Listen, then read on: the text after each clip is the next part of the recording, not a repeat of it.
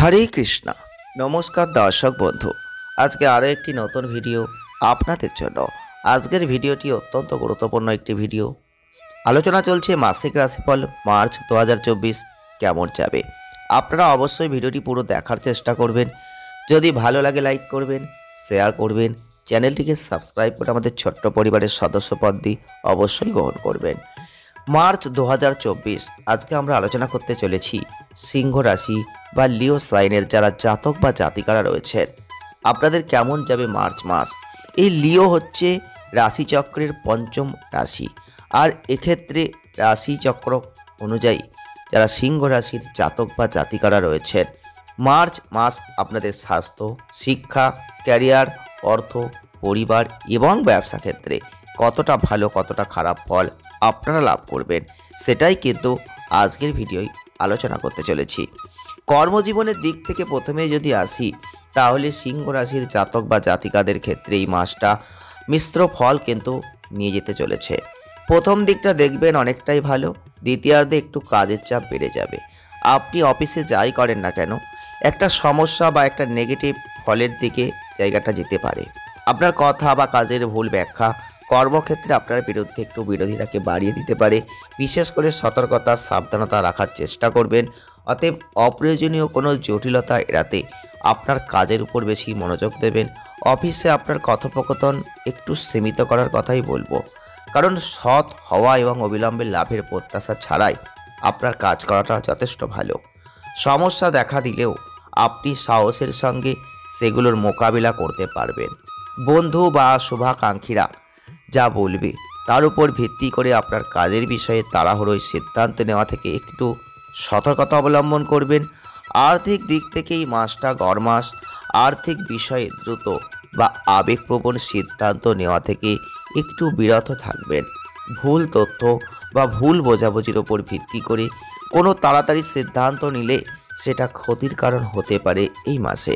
যারা সিংহ রাশির জাতক বা জাতিকারা রয়েছেন মার্চ 2024 এই মাসটাই দেখবেন আর্থিক বিনিয়োগের ক্ষেত্রে বিশেষভাবে সতর্ক থাকুন। যারা আর্থিক সহায়তা বা ঋণ চাইছেন তারা কাগজপত্র সংক্রান্ত সমস্যা বা যোগাযোগের সমস্যার কারণে বিলম্বের মধ্যে পড়তে পারেন। পারিবারিক জীবনটা এই মাসে গড়। আপনি আপনার স্ত্রীর সাথে কিছু ভুল বোঝাবুঝির সম্মুখীন হতে পারেন। অতএব প্রতিশ্রুতি দেওয়ার সময় সতর্ক থাকুন। আপনার অহংকারকে একটু কমানোর চেষ্টা করুন। যে কোনো দ্বন্দ্ব সমাধানের সাহায্য অবশ্যই সেটা করবে। বন্ধু বা পরিচিতদের কারণে অপ্রত্যাশিত সমস্যা আসতে পারে, তাই সবাইকে অন্ধভাবে বিশ্বাস করবেন না। সেটাই আপনার জন্য এই মাসে বুদ্ধিমানের কাজ হতে চলেছে। স্বাস্থ্যের দিক থেকে এই মাসটা গড় মাস। যদিও প্রথম দিকটা কিছুটা অনুকূল হতে চলেছে, তবে দ্বিতীয়ার্ধে আপনি স্বাস্থ্য সমস্যার মধ্যে পড়তে পারেন। বিশেষ করে আপনি ঠান্ডা লাগা, তাপ সম্পর্কিত সমস্যায় ভুগতে পারেন। আপনার স্বাস্থ্যের জন্য অতিরিক্ত একটু যত্নের প্রয়োজন হতে পারে। ভ্রমণ, মানসিক চাপ, মাথা ব্যথা হতে পারে। যারা ব্যবসা করছেন এই মাসের প্রথম দিকটা দেখবেন ভালো ফল পাবেন, তবে দ্বিতীয়ার্ধে অপ্রত্যাশিত ব্যয় আপনার ব্যবসার অগ্রগতিকে একটু কমিয়ে দেবে। আপনার ব্যবসা সম্পর্কে কোনো ভুল তথ্য কিছু সমস্যা আপনার জীবনে নিয়ে আসতে পারে। অযত্নে অন্যের কাছে গুরুত্বপূর্ণ কাজ অর্পণ করা থেকে একটু বিরত থাকলে সেটাই আপনার জন্য এই মাসে যথেষ্ট ভালো হবে। বিনিয়োগ বা গুরুত্বপূর্ণ ব্যবসায়িক সিদ্ধান্ত নেওয়ার জন্য একটু উপযুক্ত সময় অবশ্যই নিতে পারেন, তবে এই সময়টা গুরুত্বপূর্ণ সিদ্ধান্ত নেওয়া থেকে বিরত থাকাই আপনার জন্য ভালো। বিশেষ করে যদি সেটা অংশীদারিত্ব সম্পর্কিত হয় তাহলে তো অবশ্যই সেখান থেকে একটু সরে থাকার চেষ্টা এই মাসে করবেন। যারা শিক্ষার্থীরা রয়েছেন মাসটা গড় মাস।